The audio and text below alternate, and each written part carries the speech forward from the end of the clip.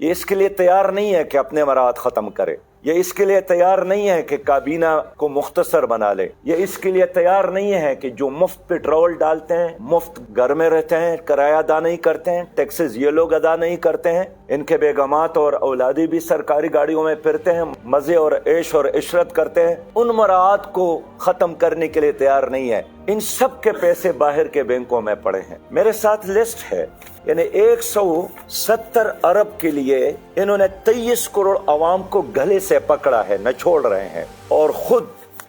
میری اس لسٹ کے مطابق جو ان کے ذاتی اکاؤنٹ ہے، صرف 18 افراد ایسے ہیں جن کے بینک اکاؤنٹ میں 4000 ارب سے زیادہ سرمایہ پڑا ہے، 4000 ارب سے۔ اس میں زرداری صاحب ہے، بلاول صاحب ہے، نواز شریف صاحب ہے، شہباز شریف صاحب ہے، عمران خان صاحب ہے، عمر ایوب صاحب ہے، اعظم سواتی صاحب ہے، مراد علی شاہ صاحب ہے، چودھری پرویز الہی صاحب ہے، پرویز خٹک صاحب ہے، شاہ محمود قریشی صاحب ہے، محمد اسحاق ڈار صاحب ہے، اسد عمر صاحب ہے، شوکت ترین صاحب ہے، مفتاح اسماعیل صاحب ہے، حفیظ شیخ صاحب ہے، ڈاکٹر اشرت حسین صاحب ہے، عبد الرزاق داؤد صاحب ہے۔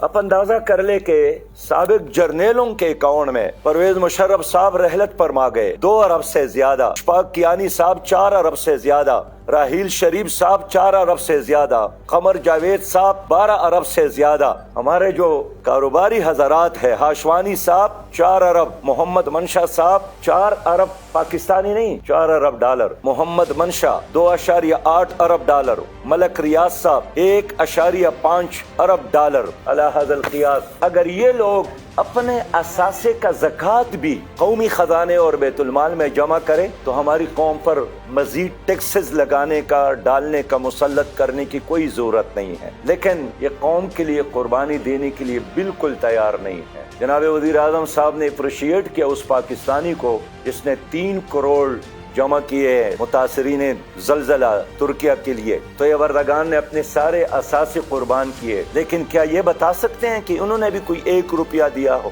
قوم کو نصیحتیں کرنے کی بجائے میرا مطالبہ یہی ہے کہ غریب آدمی ہمیشہ سے قربانی دے رہا ہے۔ اب یہ ججز قربانی دیں، یہ جرنیل قربانی دیں، یہ بیوروکریٹ قربانی دیں، یہ سیاسی لیڈر قربانی دیں، اور میں حیران ہوں کہ یہ محنت کیا کرتے ہیں، کتنے کماتے ہیں، لیکن ظاہر ہے نیب بے بس ہے ان کے سامنے، کوئی حساب کتاب کا، کوئی احتساب کا نظام نہیں ہے، کتنا پیسہ کمایا کہاں سے ہے؟ کیا ان کے 4 پاؤں ہیں؟ کیا ان کے 4 ہاتھ ہیں؟ کیا ان کی کوپڑیوں میں کوئی ٹنوں کی حساب سے دماغ ہے؟ یہ بھی اسی طرح پاکستانی ہے، لیکن یہ حرام کی دولت ان لوگوں کے ساتھ موجود ہے، اور یہ ادارے بے بس ہے کہ ان لوگوں کے ساتھ حساب کتاب کر لے۔